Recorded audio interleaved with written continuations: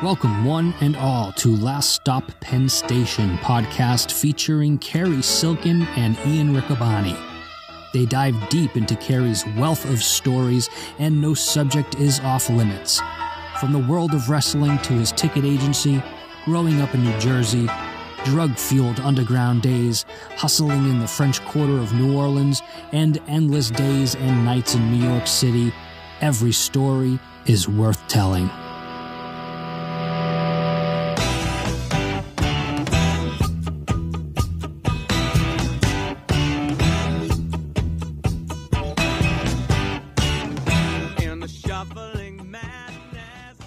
Welcome to another fabulous edition of Last Stop Penn Station. I'm Ian Riccaboni, and I'm joined by our guest of honor, Cary Silkin. Cary, if you're listening to this on the Friday it comes out, it is Final Battle 2020, Ring of Honor's biggest event.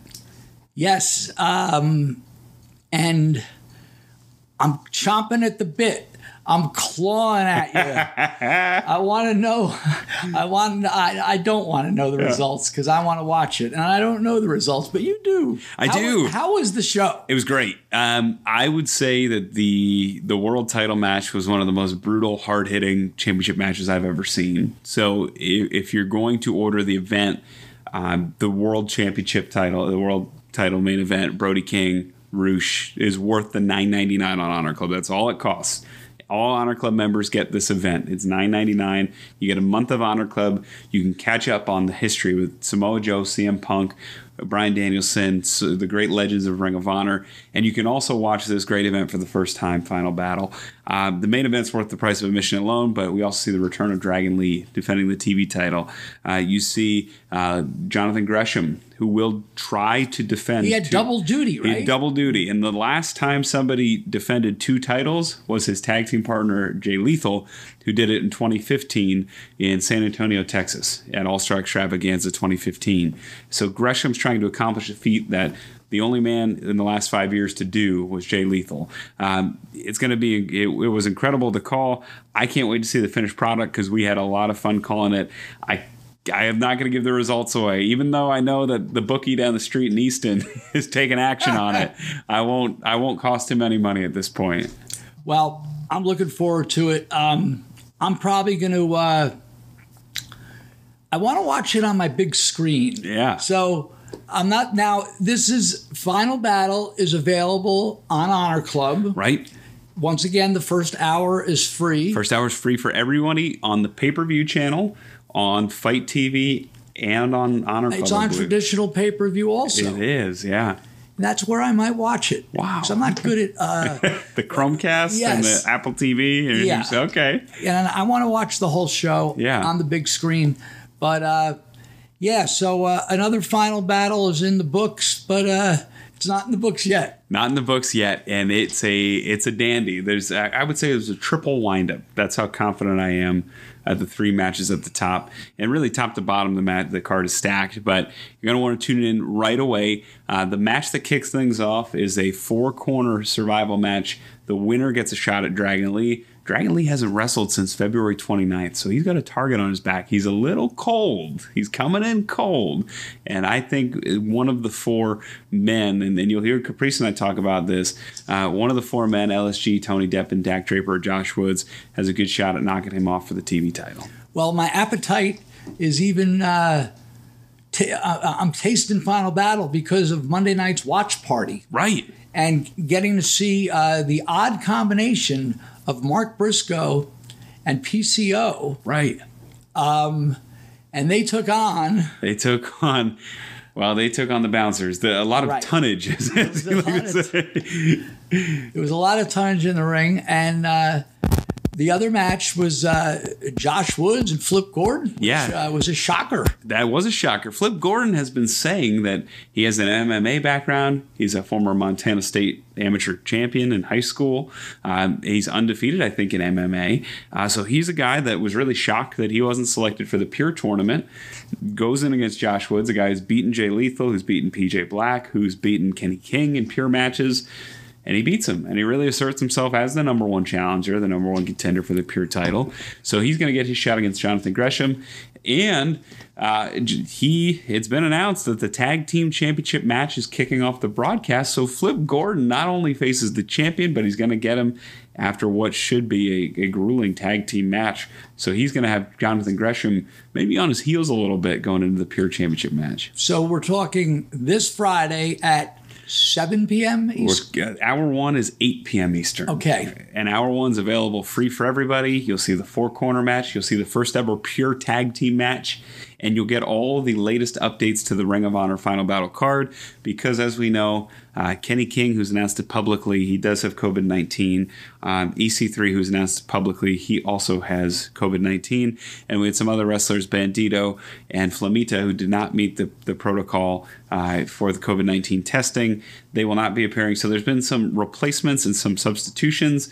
And there's some pretty interesting substitutions. There's some guys that had been in the Ring of Honor bubble, not originally on the card, that were there for that reason, knowing that there might be some changes needed.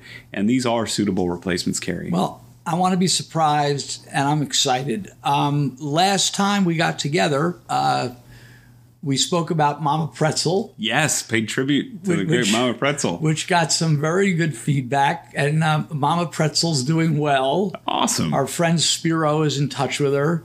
She's okay. She was happy to be, I was worried about talking about her, but she's proud of her accomplishments in the ticket game. I would be a living legend. We didn't really touch on the fact, not many female scalpers, number one. Hardly any, and you had mentioned that afterwards, especially at a time when there wasn't as much gender equality. No, she had balls of steel without having balls. And as we said, check out the last episode. You'll hear all about Mama Pretzel. She's still in the game when the COVID shut everything down. So.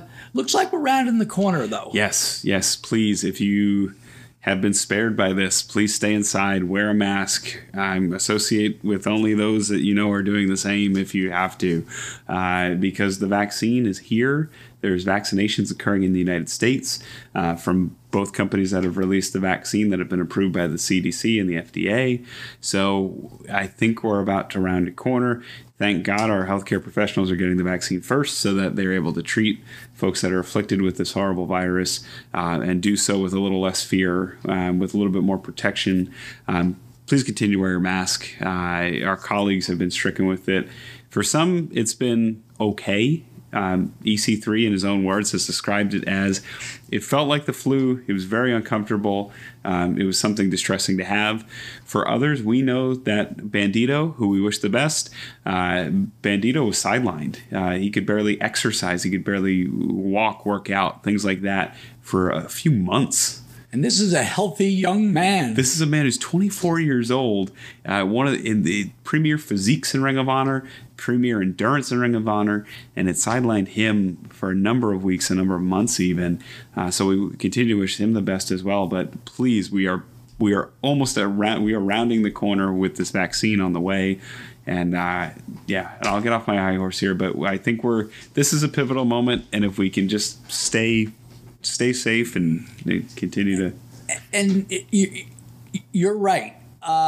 We have to stay safe. And I was going to just say that I'm a little bummed out that our home state of Pennsylvania has this shut down now with, once again, I wasn't going out often, but I was going out to restaurants, properly socially distanced, often sitting outside. And now everything's back to takeaway only, and it's going to stay that way till after the holidays, I believe January 4th. Mm-hmm. But I guess it's for the better. Yeah, it might save some lives, and we encourage you to support your restaurants. We encourage you to support your bakers, your things like that, because those folks are hurting because of this. But there are still options, and there are ways to support them. By ordering, by taking out, going through drive-thrus, things like that. It's just a rough time with this holiday season, and now with this extra shutdown. I was going to throw Ian's really good at pop culture and odd trivia. And I had a name to throw at you during this holiday. Now, boy, talk about a swerve here. Yeah. I guarantee you, if you told your parents this, or AJ, you told your mentioned this to your parents, as oddball as a thing I'm going to tell you, they'd be like, "Oh yeah."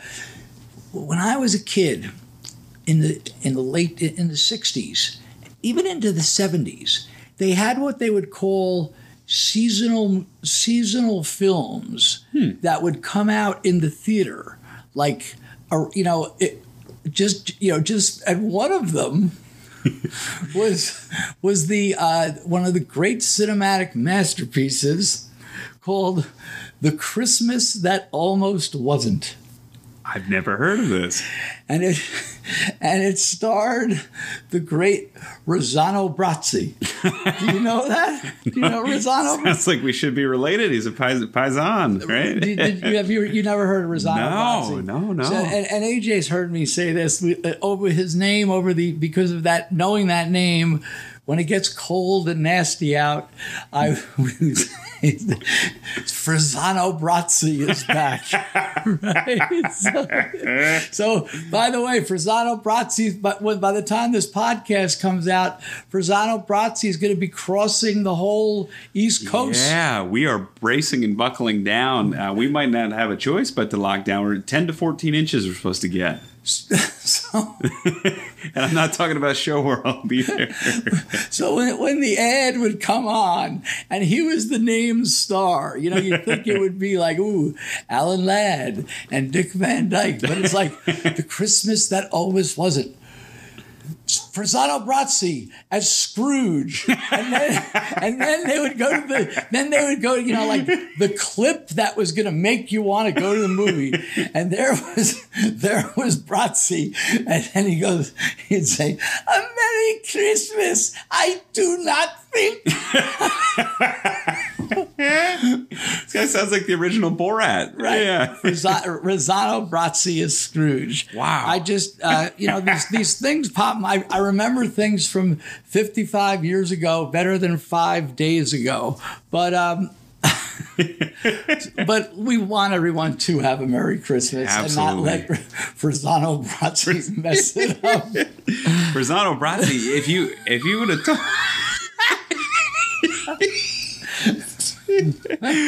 That sounds like, oh my goodness. Tomorrow, keep it in your back pocket. Because tomorrow, assuming this forecast is right, which often they are, and the snow is coming down, you could say to Sarah, "Oh no, here comes Rossano Brazzi."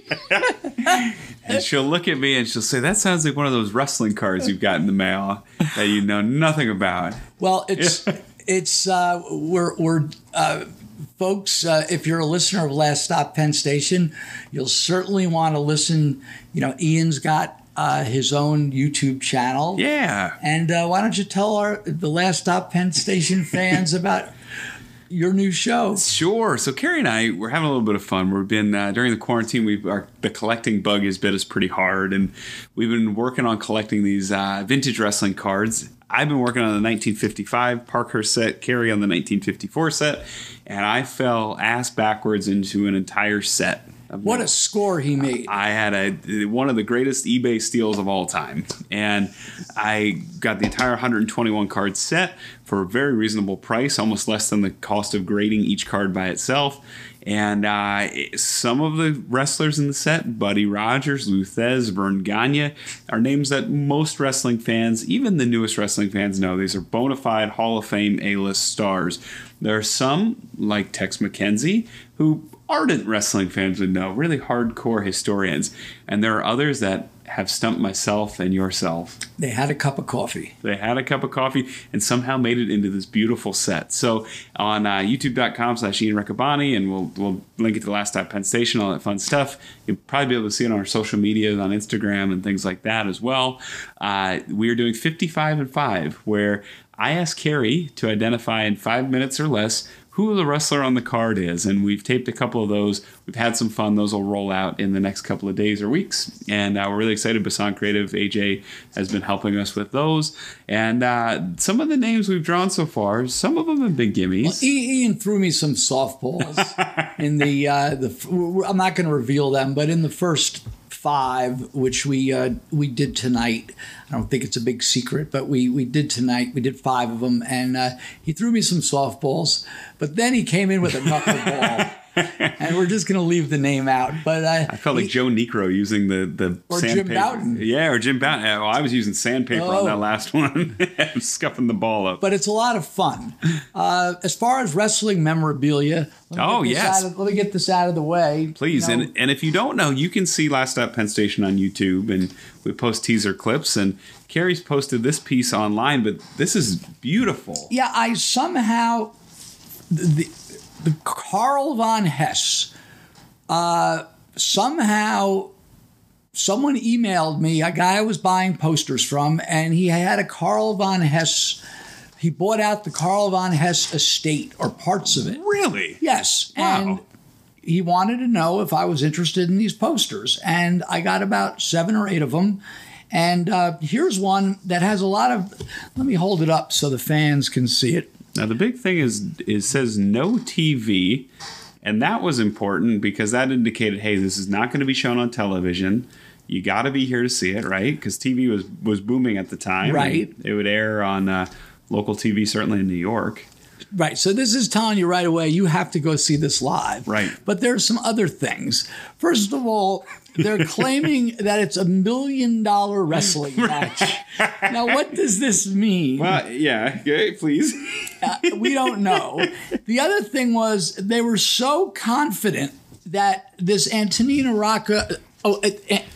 Anthony, he's not Argentina here. Right. See? It's a 2 out of 3 falls to a finish. Antonina Rocca against Count Carl von Hess. Right. That they were so confident, they didn't even list the other matches. They just told you, it's a great supporting card. And well, it tells right there, to be announced later. Don't worry about it.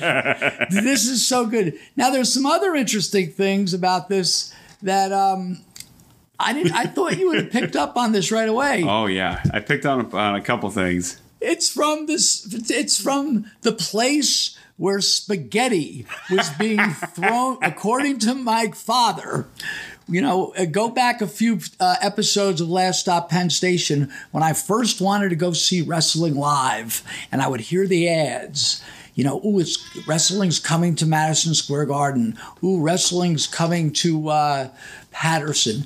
Ooh, wrestling's coming to the Newark Armory. Well, my father's sister was living on the hillside Newark border, so as a 10-year-old, that made complete sense. Yeah. To go to the Newark Armory, which was in disarray 30, 40 years before that. And in an effort to, well, my father just said, Newark Armory, what are you crazy? And then he also reminded me that when he and Uncle Gunny were allegedly at a boxing event, that plus it's a bad neighborhood, plus the place is too rowdy. I go, oh, why? Because they were throwing plates of spaghetti out of the balcony when they didn't like the decision. So this is great folklore. So yeah, it's a Newark Armory card, just a classic. And the one thing that jumps out to me now, it says for particulars, phone Mitchell. It just says to call an individual man named Mitchell at a 5-digit phone number. Was this common? It says call Mitchell. Oh, or is it Mitchell number 2? Is there a second Mitchell? It was probably M.I. Okay. So they would say call Rawway 6 4571 and it'd be RA. It's kind of like an area code, but probably here would be call Bethlehem, like B, the first 2 letters. Yeah. Bethlehem 7. So gotcha. Yeah, that's the way. Yeah, but I thought you were just asking for notice that. I thought you were asking for Mitchell. Boy, talk about minutia. Yeah. I got a feeling that this 207 Market Street, room 1212, eventually turned into the. Remember, we said that the WWF had the office in the Prudential building? Yes. Maybe that was it. Because it was downtown Newark. Yeah. So, yeah, an interesting poster. And by the way, not only was Karl Van Hess, Count Karl Van Hess, he was the Persian bully boy, roughest of them all. And Antonino Rocca, amazing barefooted South American. Amazing. And what I like about this poster, you don't see it much on some of the historic ones. There's a collage of Antonino Rocca doing high-flying moves and the Argentinian backbreaker up at the top. And you actually get to see Karl Von Hess as well. Wearing the Iron Cross. Right. So yeah, a really cool piece of memorabilia. Hopefully some of our listeners, well, I know some of our listeners enjoy this stuff. Real quick. I just hope he whooped his ass, that Nazi. Oh, yeah. I'd be interested. You know what? I want to look up not only the results, but what the rest of the card. Right. Yeah, that'd be something, right? Last time we got together, we wound up talking about some of the things that I've been watching and you've been watching, and some books that I've been listening to. Mm-hmm. I mentioned that Ronald Reagan, you got to see this. AJ and I have been following it. We're up to the 4th episode. It's on Showtime. Mm-hmm. Just absolutely fascinating. If you're any kind of history buff or you want to learn, even prior to me seeing this, if you'd have asked me about Reagan, I'd have been like, well, he was okay. I knew that he was involved in some shady stuff with the Contras and Oliver North. But the things we're learning from this is really incredible. And he was cool under enemy fire, to say the least. And really good show. I think there's another 3 or 4 more episodes. It's on Showtime. I have to give it a plug. And I finished that Graham Nash book. Oh, how was it? It was fascinating. Yeah. I mean, and we mentioned this previously, besides the body of work with the Hollies, mm-hmm. and then falling in love with the United States and falling in love with Joni Mitchell. And, moving to Laurel Canyon, where he met David Crosby and Stephen Stills, mm-hmm. and all the players. And he mentions our good friend Danny Korchmar amazing. A number of times. But yeah, I finished that. He finally, he's one of the only people to be inducted into the Rock and Roll Hall of Fame twice. Right. Because they inducted the Hollies, mm-hmm. Probably in the late 90s. And even though the Hollies were still active. They were active straight through. Matter of fact, the song Long Cool Woman in a Black Dress? Right. Wasn't that after he left? That was post Nash. And there's another big hit that I can't remember. He's My Brother? Bingo. Yep.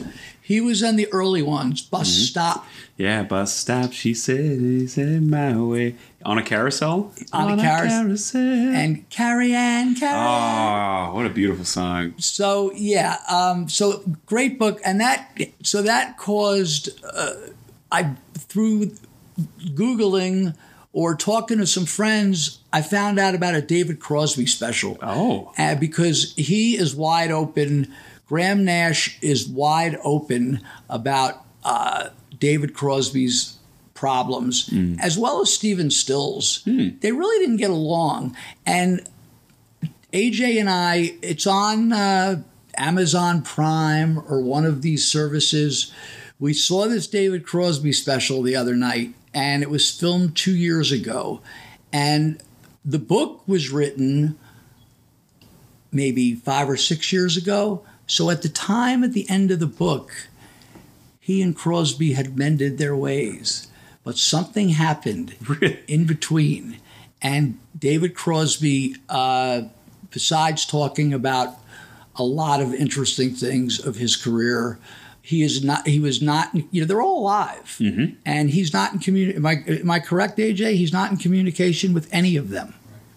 Right? Wow. Yeah. There's a schism. There's and CSN and there's a sometimes complete Y. schism. But that was really good. And in other literary, I finished the Buck O'Neill. Oh. Which was just wonderful. And now I'm going to throw a name at you, and I hope you know who this is. Because I'm going to be sort of like with the Parkhurst set. Right. Hunter Thompson. Oh, of course. Okay. Yeah. So I went through again. I'm trying to make use of my downtime here. And I revisited, maybe you read it, The Great Fear and Loathing in Las Vegas. Yeah, absolutely. Right, and which was a movie with Johnny Depp, who was one of his mentors. But yeah, the book is. Maybe it's because of my age.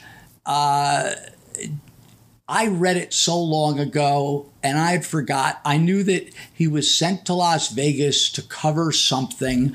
It was like a motorcycle race, and it's just great. Talk about characters. Right. There's just so many great characters, including he refers to him in Fear and Loathing as my lawyer, and it's a real guy, Oscar Acosta, who is this 300-pound Samoan guy, and they come to Las Vegas. It's true. They come to Las Vegas with like no clothes, but a credit card provided by I think it was Sports Illustrated wanted him to do this story, and just a satchel full of drugs, and what happens, and really cool stuff. Anybody who wants a fun read or listen to an audiobook that's going to entertain you, I highly recommend it. So from that, it led me to Fear and Loathing at Rolling Stone, because Hunter Thompson worked for Rolling Stone magazine over the years, and they sent him to cover the Thriller in Manila. Wow. They sent him to the Carter administration, to cover the Carter in the primary. Yeah. They sent him to cover Super Bowls. They sent him to cover all kinds of oddball stuff, and he was the great gonzo journalist. So a shout out to Hunter Thompson. Amazing imagine being so good at something that people will spare no expense for you to do that thing. Right. They knew he was nuts. Yeah. They knew he was nuts. And Jan, the little I've heard of the Rolling Stone one, Jan Werner, is that the guy's name? He knew about this guy's reputation. His first hit book was Hell's Angels, right, in 1965 or 66.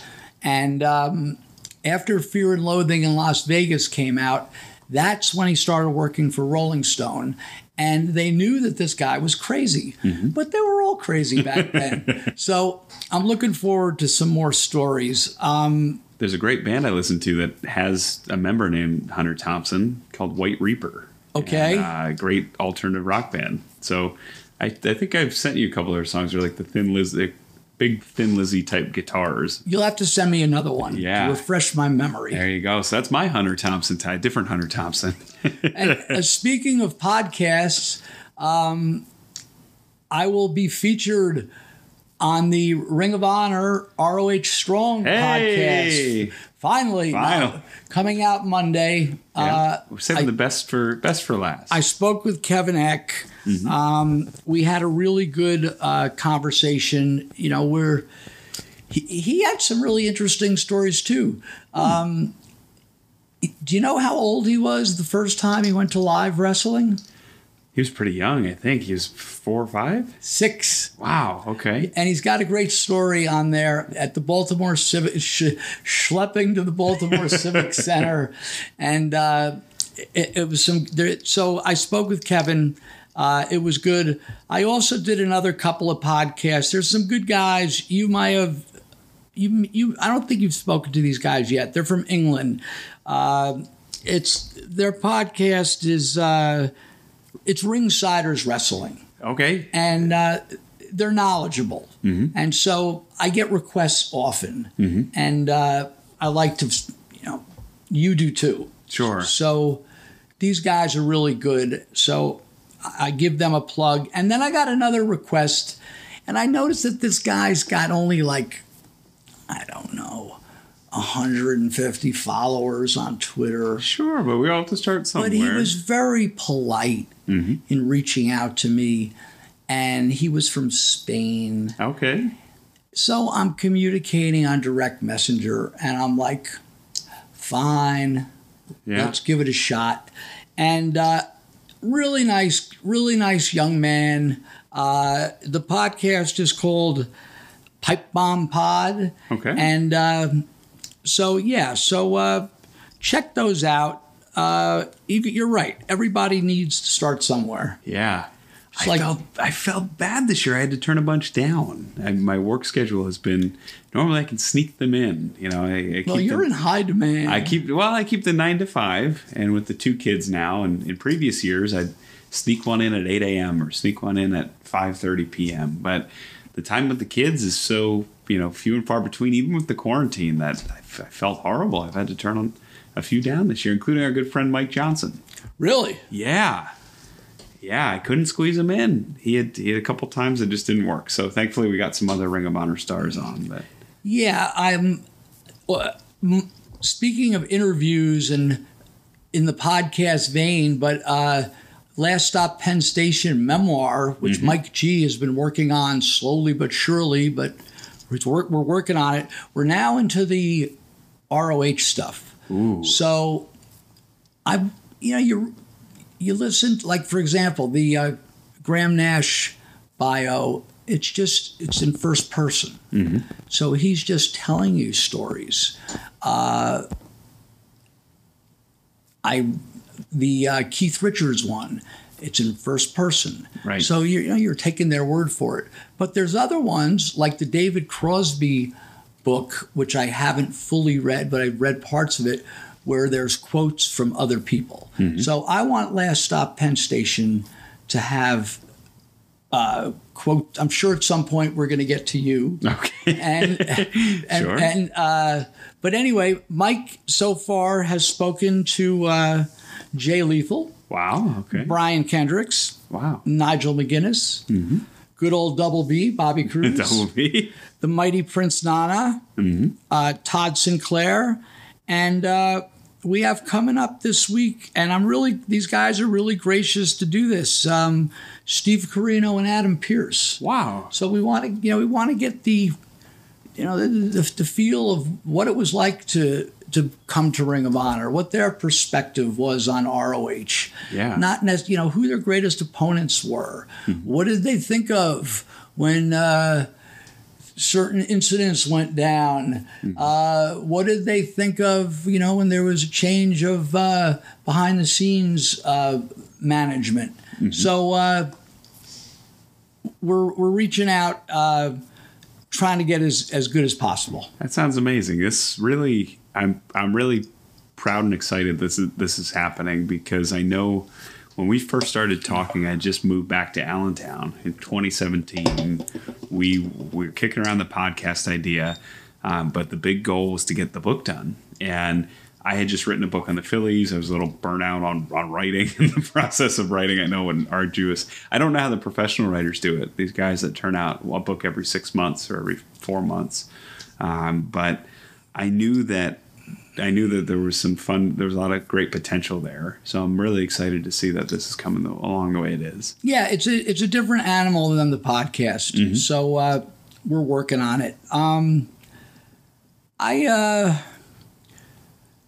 I don't know where we spoke about Mama Pretzel, which was my early days of ticket hustling in New York City. We were sort of on a linear, is that the right word? We were on a linear path coming out of New Orleans. Yeah. And before, there was a section of the book that we just did, which was called odd jobs. And we had talked about the door-to-door stuff. We had the canvassing, and we talked about the great selling of the industrial cleaner on the bonus episode. But I had a couple, boy, I'll tell you, there was, to try to not be involved with drugs or dealing. So this is about 89, 90? You're starting to get... No. This is sort of pre-full-time scalping. Okay, so if there would be like an opportunity would come along that I would think, ooh, this might be, let's sort of call it easy money. Okay. Because I really wasn't capable of holding down a real 9-to-5 job. So the guy, probably in 84, once again, before I was really involved with tickets, and I was working with Bo at Yankee Stadium, but it was somewhere where it was like off season, or Bo didn't need me for a few weeks, or maybe the Mets were playing and he didn't always use me at Shea. The guy that lived in my neighborhood, one of my friends, the great Kenny Smokestack Ewing. Wow. Kenny Ewing, another person who's no longer with us. I mean, this kid, he was in my high school class, graduated, went to Syracuse. He was aspiring to go into film production, but he just never could get it together. Oh. And he was one of these guys that stayed home, lived in his parents' house. And I don't think I was he didn't get the Smokestack name for nothing. Okay. First it was cigarettes, then it was weed. And then when the cocaine came along, he enjoyed that. And he enjoyed the crack cocaine, the freebase. So that's where he really got the Smokestack moniker. Ooh. But anyway, I see Kenny at the bar, and he tells me, "Hey, I saw this ad. You can make like $12 an hour. It's like a 6-week job." I'm like, $12 an hour? That's like, a lot. What is it? Yeah. He goes, "I'm not sure, but there's something about." He goes, it's in like Kearny, New Jersey, or maybe it's Newark, New Jersey. Well, Kearny's by the airport, right? It's when you're like on those bridges, going on the smokestacks.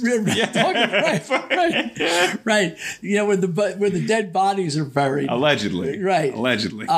So Kenny did the research, and I remember having to go to Elizabeth, New Jersey for the this interview and this physical, and we didn't even know what we were signing up for. Physical, yeah. Right, they gave me a physical. So they make you cough? Yeah, they did. Oh, yeah, my goodness. They did that routine. So what was the job, you might be wondering? Yes. There was this chemical plant, and they were working with dangerous, extremely lethal kind of products that, if you, stuff that you might breathe, you might breathe in, you had to sign all kinds of disclaimers. Oh, God.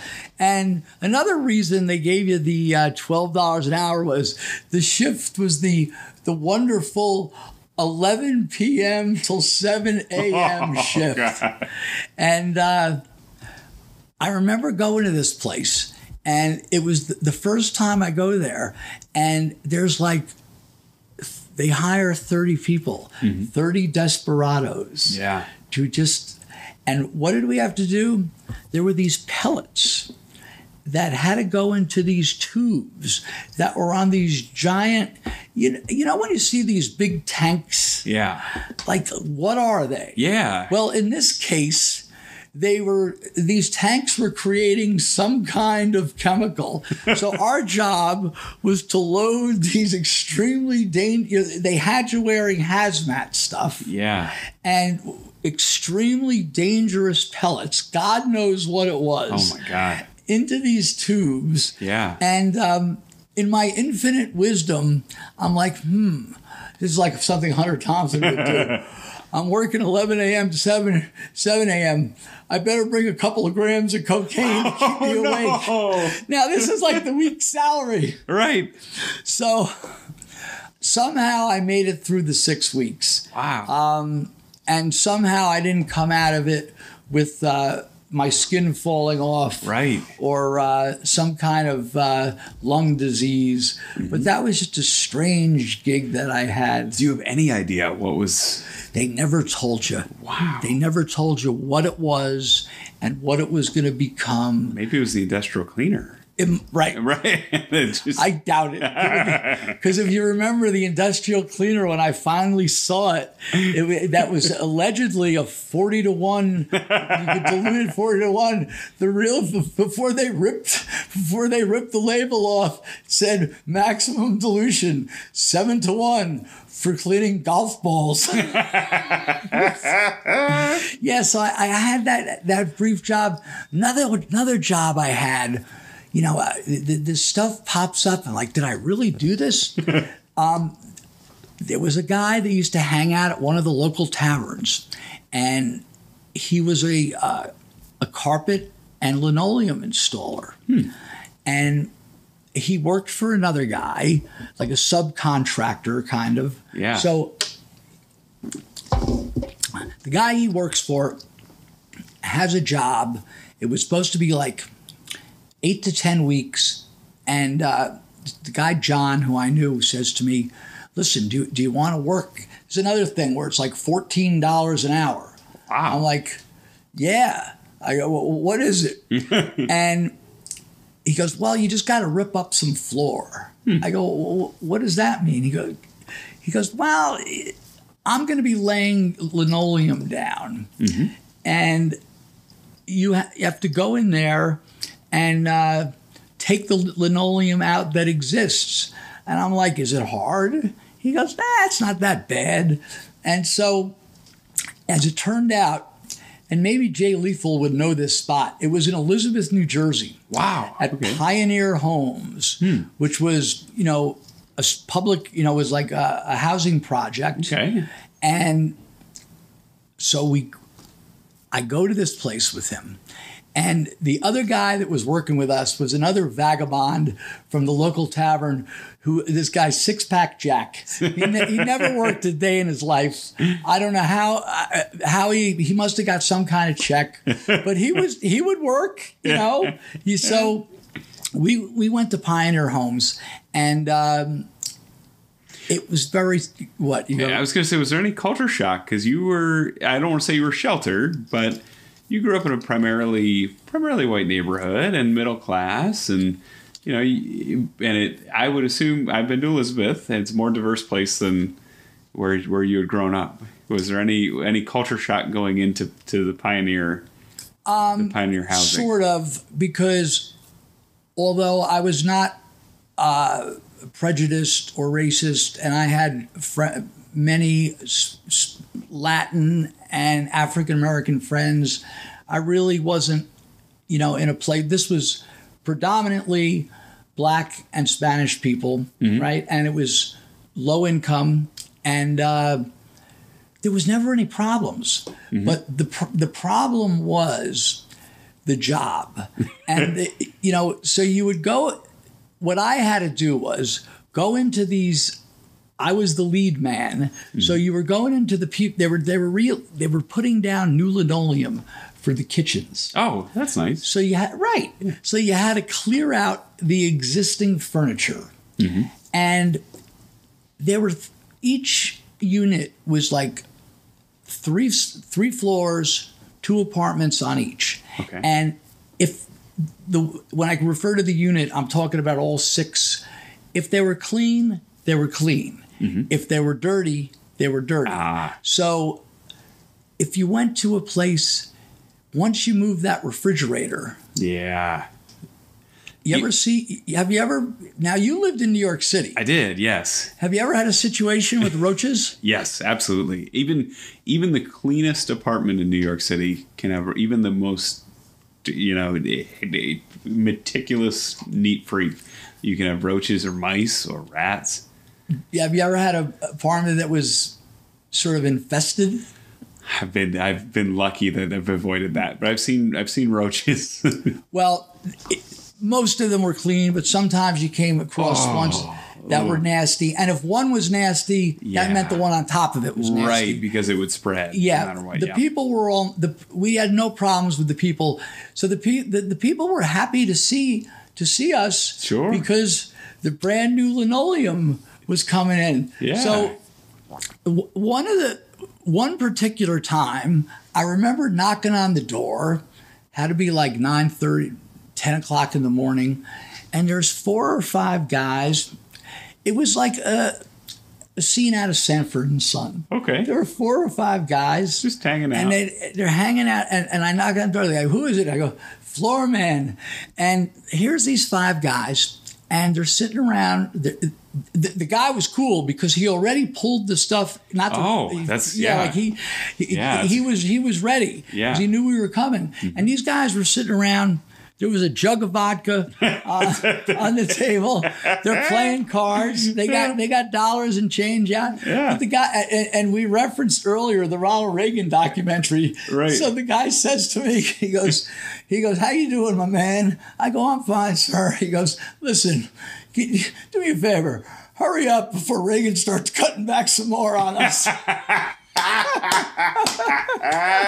I mean, he's not wrong. I mean, Reagan slashed a lot of budgets. Right? Yeah. Didn't we see that in the last one, AJ? And right. For all the nice things LBJ and FDR did for folks of low income. Right. Reagan rolled a lot of that back.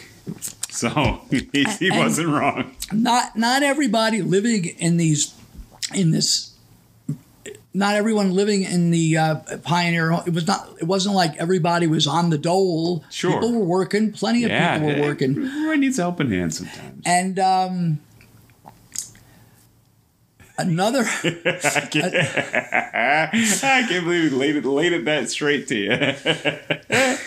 Another time, I knocked on the door, and guy answers the door, young man, and I go, "Hey, I'm here for the floor." You're like, all right, cool. And the place was clean, and I start doing my thing. Now it's 9:20 in the morning. I clearly remember this because there was 2 bedrooms. Mm-hmm. It was a living room, kitchen, maybe a dining room, bathroom, of course, and there was 2 bedrooms. Mm-hmm. So after the guy let me in, he goes back into one of the bedrooms. And I hear like the people, it sounded like 7, 8 people laughing hysterically, having a good old time. I just figure, they're partying or whatever. Yeah. So as what would happen often, as you're doing this, and we've all done this, like you've had people working in your house or someone working on your car where you're looking, right? Like you're over their shoulder. Yeah. Right? And no matter what it is, the person who's doing the work must be thinking, go away. Yeah. So invariably, I'd be ripping up this floor, and guys would come out and look. Anyway, the guy came out to check out my progress. So I said to him, I go, it sounds like you guys are having a party. He goes, and the thing was, there was extreme laughter. It wasn't like yelling. It wasn't hooting and hollering. And he goes, yeah, man. He goes, we're watching Flipper.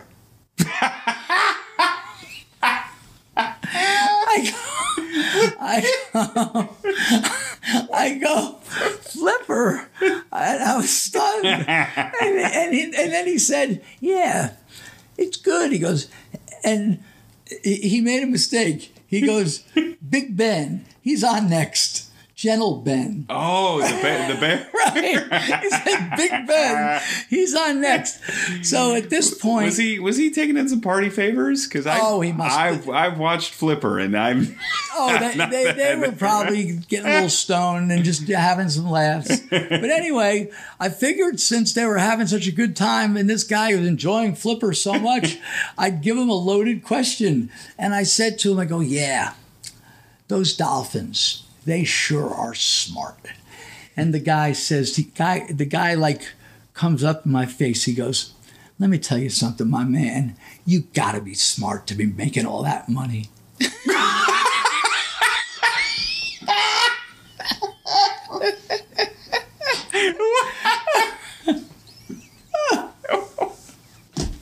He was right. I wonder what they were paying Big Ben, General Ben. Yeah, so the other memory of that... Go looking up 1962's most paid animals over here. The last memory about this place was... Everybody played. Now, this is the time. It's everything I talk about is before your guys' time. They had the number. Okay. You know, the pick 3. Sure, come on at the news or Jeopardy, right. 7 p.m. Now, before the states had the number, there was the old number. Oh, which existed through organized crime since the dawn of time. I didn't know this. And the number was a 3-digit number, and prior to the state lottery, do you know what the number was based on? No. It was based on the last 3 digits of the handle at the feature track. So in other words, if Aqueduct was the feature track, and the handle for that day was $1,329,402. 402 was the number. Oh, wow. And this was bet at bars, candy stores. Really? Bookies. Wow. People. And the beauty of the number prior to the state lottery was you could play a nickel. You could play a penny. You could play whatever. Wow. And it paid better odds, too. Really? And it still existed.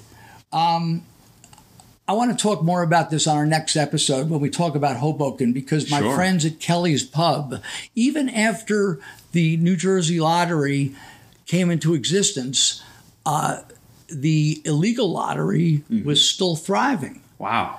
But well, maybe we'll put a cap on that, because that sounds like a whole episode to itself. Well, let me just finish up with Pioneer Homes. Yeah. People that are looking for a quick buck that aren't making money, even like my father would play the number. Wow. You know, you play the number. You know, like that 253 Hillside Avenue. So he played, you know, with his local bookie that came to his bar.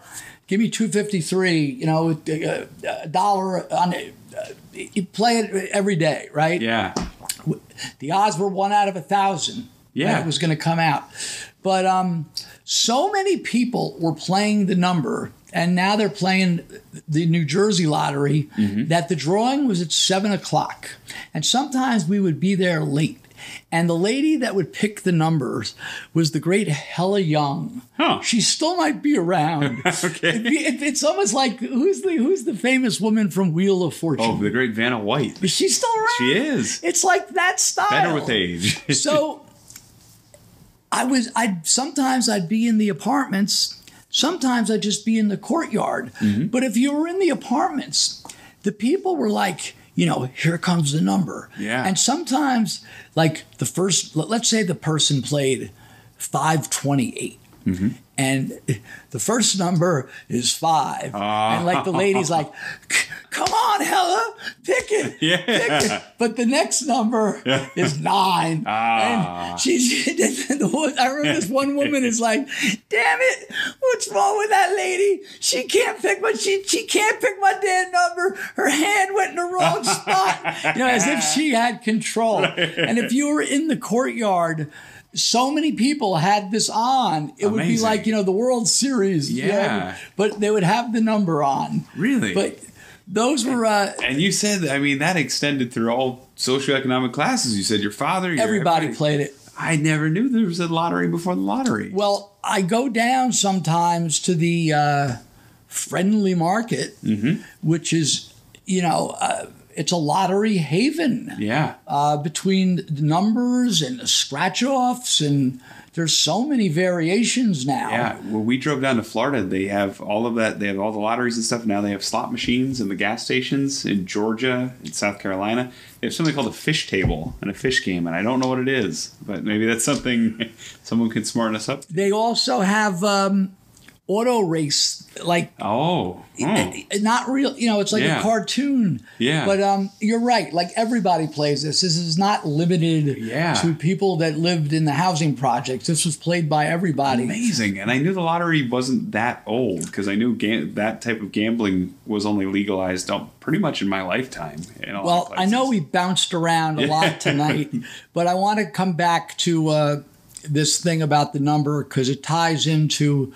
I had a lot of notes about Hoboken because there's so many characters that came out of Hoboken that I want to get into, where I wound up living during my street scalping times. Mm-hmm. And there's a wealth of good stories and good characters. And I mentioned that to before we close, I mentioned that to Kevin Eck, that, and you'll hear it on the ROH Strong podcast. I'm worried there's going to be a day that there's going to be no more characters left. Yeah. So people have to interact so we could develop some characters. You're a character. Okay. AJ's a character. Even when I try not to be, these white glasses don't let me.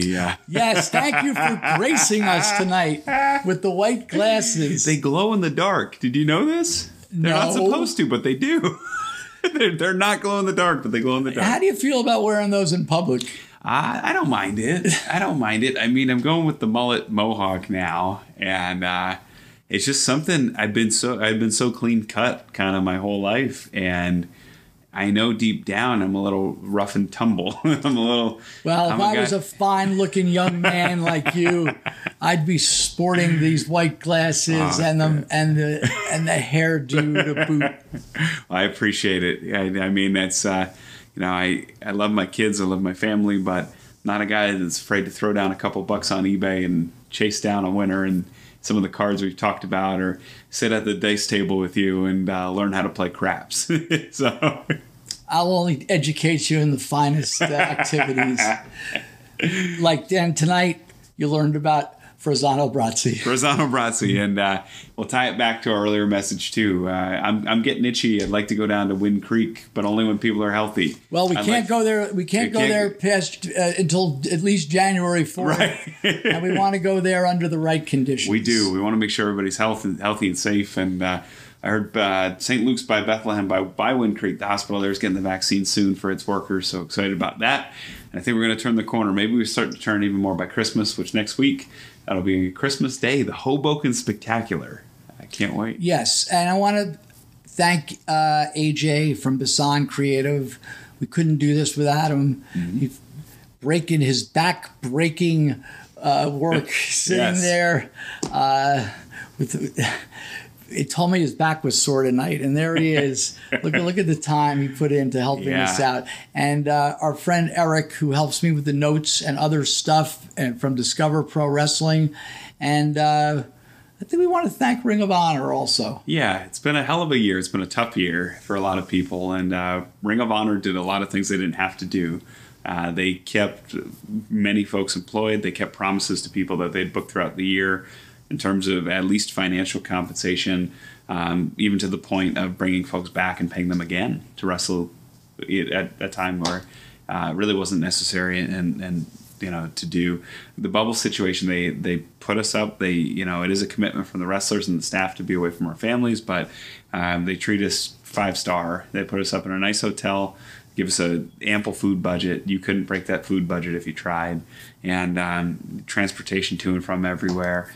And they make sure that we're taken care of with testing and things like that. So the bubble will continue for a little bit, even as the vaccine comes out. Hopefully, as the vaccine permeates and as we're able to get it, that will go away. I do know there's a couple more bubbles scheduled for 2021, so we're excited about that. The action will continue. That's the most important thing. It certainly is. And then, hopefully by summer, maybe the events will become more regular. maybe not fans, but more regular and less taped in a bolus. And maybe we'll have some more special events. And then by then, maybe by fall, maybe by winter, as folks are vaccinated. Maybe by summer. Yeah, we'll be optimistic. Maybe by summer. Well, when we come back next week, we can talk about the results of Final Battle, yes. which I'm very interested in watching. People probably think that I'm bullshitting me. No. But I do have no idea about what's going to happen, and it makes it a lot more fun that way. So we'll be able to talk about Final Battle. We're going to talk about Hoboken next week. Yeah. And let's hope Rossano Brazzi doesn't blow us away and then overnight. Well, I haven't heard the words Rossano Brazzi out of John Bolaris' mouth, and he once predicted the storm of the century, which didn't happen. So hopefully that's the case here. So for Lamb Chop, for AJ, for Cary, I'm Ian. Thanks for listening. Hope you enjoy Final Battle later tonight. This has been Last Stop Penn Station. We'll see you next week.